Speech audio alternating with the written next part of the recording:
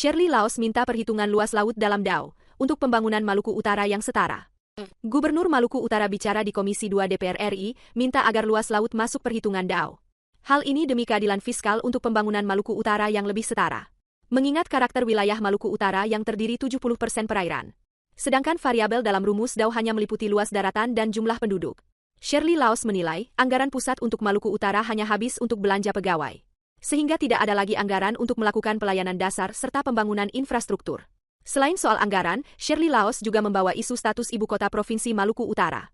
Undang-Undang Nomor 1 Tahun 2022 Pasal 7 menyebutkan bahwa hubungan keuangan pusat dan daerah harus memperhatikan karakteristik wilayah dan keadilan fisikal.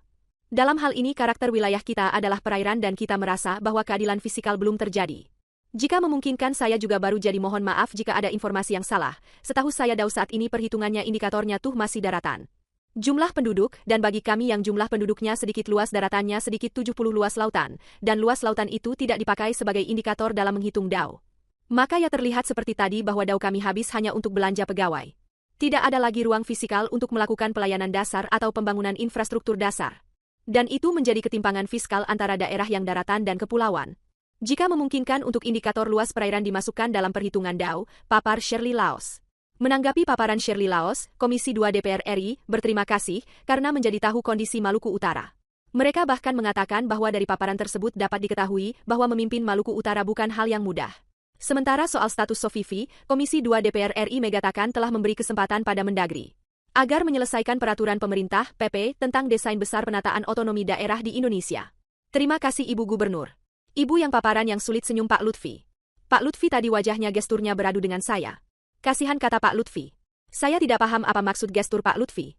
Tapi melihat data-data yang Bu Gubernur sampaikan kami berterima kasih Bu. Karena itu pemerintah pusat dan DPR RI menjadi tahu.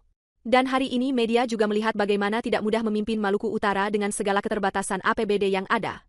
Ketergantungan dengan pusat punya potensi sumber daya alam ekonomi yang banyak. Tapi kemudian pemanfaatan dan atau pengembalian kepada daerah sangat terbatas.